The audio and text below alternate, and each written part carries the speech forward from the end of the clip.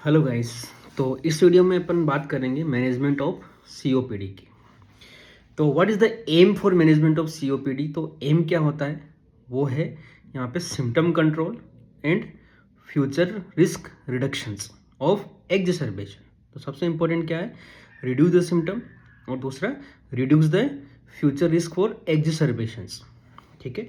तो असेसमेंट उसके लिए क्या करना पड़ेगा? Assessment should be done for COPD patient, है ना। Before treatment you have to assess the COPD patient कि कितना उसको ट्रीटमेंट चाहिए, क्या सिम्टम्स है, कैसे आप क्या क्या फैक्टर्स है जिससे आप उसके फ्यूचर के अंदर जो एग्जर्बेशन की रिस्क होने वाली है या नहीं होने वाली, जो भी वो आप असेस कर सके। तो पहला है severity of air flow obstruction. Severity कितनी है? लेस देन 50% FEV1 आ रहा है या मोर देन 50% है? लेस देन 50% यूजुअली सीवियर माना जाता है, लेस देन 30 मोर सीवियर होता है।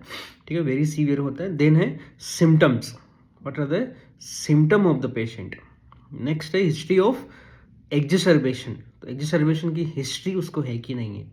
ठीक है, this is the most important predictor for future exacerbation. कहें कि फ्यूचर फ्रीक्वेंट एग्जर्बेशन, फ्रीक्वेंट मतलब 2 और मोर देन 2 एग्जर्बेशंस। तो this is the best indicator previous exacerbations. Last है exposure to risk factor and other comorbidities. तो पहला सीवियरिटी ऑफ एयरफ्लो ऑब्स्ट्रक्शन, दूसरा symptoms, तीसरा हिस्ट्री ऑफ एक्सर्बेशन, और चौथा exposure to risk factor and other comorbidities. ठीक है। तो गोल ऑफ ट्रीटमेंट यहाँ पे क्या होगा? पहला, reduce the symptoms in term of relieve symptom, increase exercise tolerance and improve health status. ठीक है, you are decreasing the symptom in form of relieving of symptoms. ठीक है, increase exercise tolerance, increase overall health.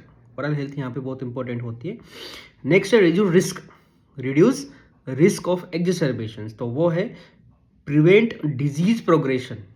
सबसे important, आपको इस progression को prevent कितना आप कर सकते हैं। दूसरा, prevent and treat exacerbations. Prevent and treat exacerbation सबसे इंपॉर्टेंट, उससे भी इंपॉर्टेंट हो गई। और रिड्यूस मोर्टेलिटी। ठीक है, तो यहाँ पे रिड्यूस रिस्क आपने कर दी है। तो एक फ्लो चार्ट अपन यहाँ पे देख रहे हैं कैसे ये सब होता है। ठीक है, आप तो देख पा रहे हैं। सबसे पहले आपने डायग्नोसिस कर लिया according to symptom, risk factor, spirometry.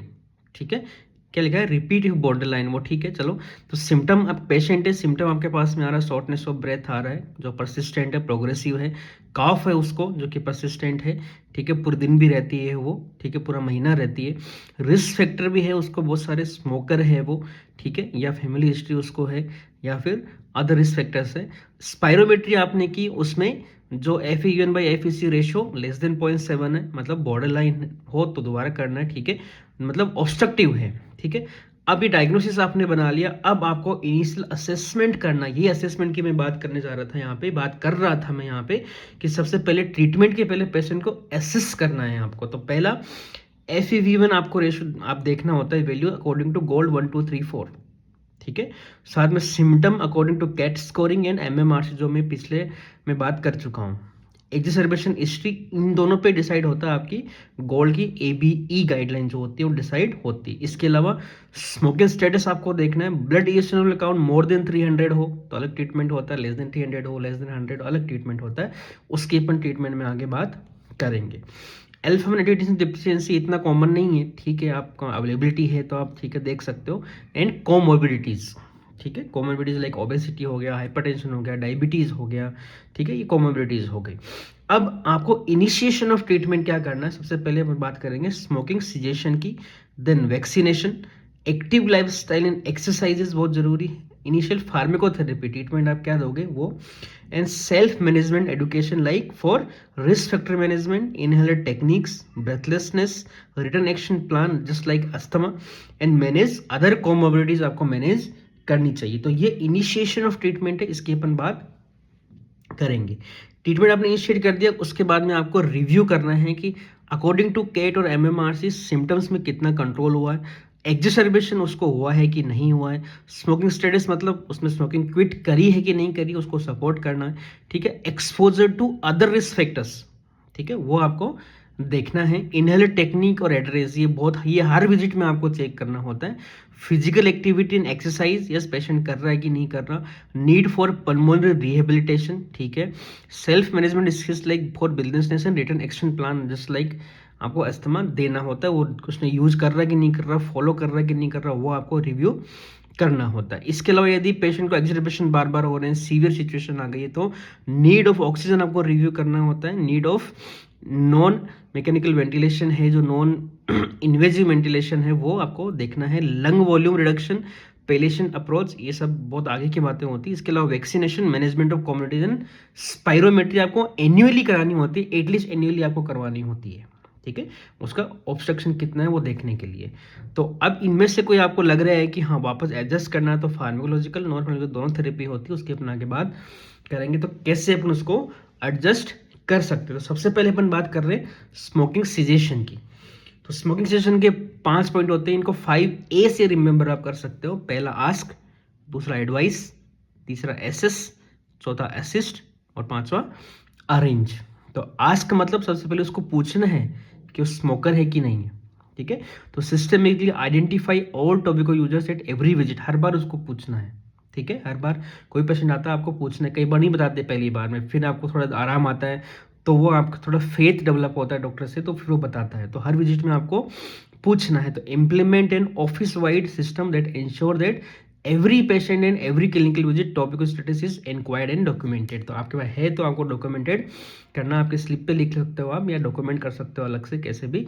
फिर उसको एडवाइस करना है कि आपको स्ट्रांगली एडवाइस करना है, सबसे इंपॉर्टेंट है कि स्ट्रांगली एडवाइस करना है कि आपको छोड़ना ही पड़ेगा, वरना आपकी दवाई काम नहीं करेगी, ट्रीटमेंट नहीं होगा, सिम्टम्स ठीक नहीं होंगे। तो स्ट्रांगली आपको उसको बोलना है कि इसको क्विट करे या छोड़े।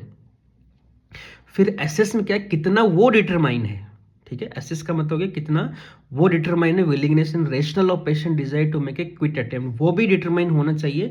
उसके बाद आप उसको असिस्ट, मतलब आप ट्रीटमेंट करते हो, मतलब आप फार्माकोलॉजिकल और नॉन फार्माकोलॉजिकल जो ट्रीटमेंट, नॉन फार्माकोलॉजिकल मतलब उसको बताना है, काउंसलिंग कर दीजिए। नॉन फार्माकोलॉजिकल और फार्माकोलॉजिकल के अंदर आपको निकोटिन गम्स आती है, बिप्रोपियोन टैबलेट आती है, तो वो आपको यहाँ पर देना है। तो aid the patient to quitting, तो असिस्ट के अंदर आपको ट्रीटमेंट देना है, एक्शन प्लान लिख के आपको देना है। और अरेंज मतलब हो गया आपका फॉलोअप, ठीक है।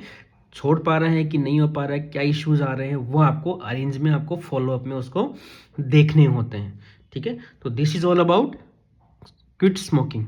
नेक्स्ट अपन बात कर रहे हैं वैक्सीनेशन की। तो वैक्सीनेशन दो यहाँ पे मेन इंपॉर्टेंट है, पहला इन्फ्लुएंजा और दूसरा न्यूमोकोकल। तो इन्फ्लुएंजा की पहले मैं बात करूं तो it reduces the severe illness, stroke और even death in COPD patients. Severe illness, stroke और डेथ को ये कम करता है, ठीक है। तो सिग्निफिकेंट डिक्रीज इन एग्जिस्पेंट को भी सिग्निफिकेंटली डिक्रीज करता है। तो कौन सी यहाँ पे यूज करते हैं, HDIIV3 और AIIV3। फुल फॉर्म क्या होगा, HDIIV3 मतलब high dose inactivated influenza vaccine 3, high dose inactivated influenza vaccine 3, ठीक है। तो ये इसको बोलते हैं। दूसरे को बोलते हैं adjuvant, A for adjuvant inactivated influenza vaccine 3, ठीक है। तो vaccine are recommended. This also decrease the ischaemic heart disease. ये एक अच्छा पॉइंट हो गया कि जो इस्केमिक हार्ट डिजीज है सीओपीडी पेशेंट में ऑक्सीजन की कमी के कारण हो जाता है, वो भी यहाँ पे डिक्रीज होती है if patient is taken for several years. का मतलब हो गया कि ये usually more than 6 month of age में दी जाती है। शेड्यूल इसका क्या होता है, more than 6 month of age, every जो सीजन है यहाँ पे, एवरी फ्लू सीजन है उसमें आपको दी जाती है। मतलब मोर देन बहुत सारे ईयर, मतलब कई साल तक आपको लेनी पड़ सकती है ये। तो usually more than 6 month of age से आप दे सकते हो, 6 महीने के बाद आप दे सकते हो। मतलब बच्चों में भी इन्फ्लुएंजा, यही इन्फ्लुएंजा वैक्सीन सीओपीडीज में यूज की जाती है जो बच्चों में यूज होती है, ठीक है। IIV मतलब आपको समझ में आ गया होगा, इनएक्टिवेटेड इन्फ्लुएंजा वैक्सीन। तो दो तरह की हो गई, HDIIV3 और AIIV3, ठीक है। तो ये आपका शेड्यूल मैंने आपको बता ही दिया कि एवरी फ्लू सीजन में आपको देनी होती है, more than 6 month of age से आप दे सकते हो। नेक्स्ट है न्यूमोकोकल वैक्सीन। तो न्यूमोकोकल वैक्सीन की बात करें तो दो तरह से होती है, पहला PCV20 और PCV15 एंड PPSV23। तो PCV मतलब क्या हो गया, न्यूमोकोकल कॉन्जुगेटेड वैक्सीन जो 2 तरह की है, 20 एंड 15। 20 का मतलब यहाँ पे जो सीरोटाइप्स है वो 20 सीरोटाइप्स यूज़ किए जाएंगे और 15 में 15 सीरोटाइप यूज़ किया जाता है। इसी तरह PPSV23 ये न्यूमोकोकल पॉलीसेकेराइड वैक्सीन है, इसमें भी 23 सीरोटाइप्स यहाँ पे यूज़ होते हैं। कब रिकमेंड होती है? ये बच्चों में नहीं होती, ये ओल्ड एज के अंदर है, more than 65 year old, recommended for age more than 65 year old even without COPD। COPD नहीं है तो भी आप दे सकते हो, COPD है तो आपको देना ही है।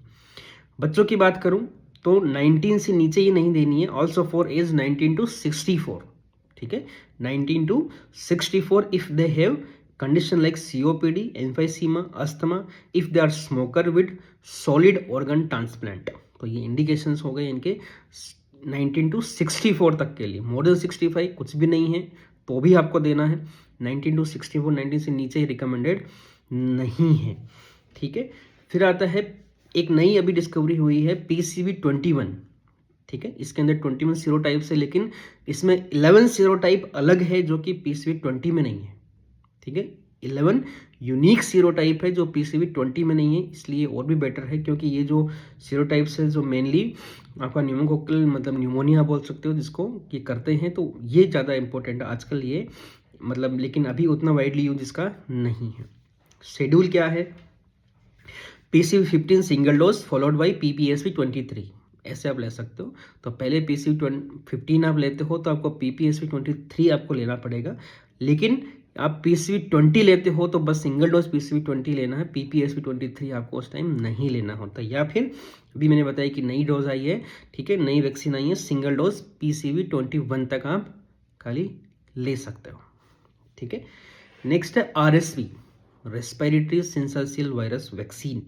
तो इसका नाम है यहाँ पे RSV bivalent perfusion F protein based, RSV bivalent perfusion F protein based, और दूसरी है RSV perfusion F protein based. एक बाइवेलेंट वाली है, एक नॉन बाइवेलेंट या बोल सकते हो नॉर्मल वाली है, तो परफ्यूजन F प्रोटीन बेस्ड, ठीक है। यहाँ पे ये दी जाती है for more than 75 year of age, यहाँ पे वहाँ 65 ईयर था, यहाँ पे more than 75 year of age है, और या फिर more than 60 age with risk factor like heart disease, COPD, immunocompromise state, और लिविंग इन नर्सिंग होम्स, मतलब हेल्थ केयर वर्कर्स की बात की जा रही है, ठीक है। तो जो रिस्क फैक्टर वाले हैं मोर देन 60 में दे सकते हो, और वैसे ये कोई रिस्क फैक्टर नहीं है तो मोर देन 75 ईयर एज के अंदर रिकमेंडेड है RSV वैक्सीन। शेड्यूल क्या होता है? 1 dose can prevent from 2 RSV seasons. तो यहाँ पे 2 सीजन तक आपको, मतलब 2 साल तक, 1 डोज से 2 साल तक काम चल सकते हैं। सीजन यूजुअली मैं बात करूँ तो मेनली विंटर सीजन्स वगैरह होती है। अदर्स की बात करूँ तो अदर्स के अंदर आपका पर्टुसिस आता है, वो भी आपको यहाँ पे देना होता है, पर्टुसिस Tdap वैक्सीन। इसके अलावा आजकल नई आ गई COVID-19, वो भी COPD पेशेंट में देनी होती है। तो वैक्सीन की अपन ने बात करी, और एज ए स्मोकर सजेशन की मैंने बात की, ठीक है। तो फार्माकोलॉजिकल ट्रीटमेंट की अपन नेक्स्ट वीडियो में बात करेंगे। फार्माकोलॉजिकल एंड अदर ट्रीटमेंट भी और नॉन फार्माकोलॉजिकल ट्रीटमेंट भी रहेगा, उसकी अपन आगे बात करते हैं।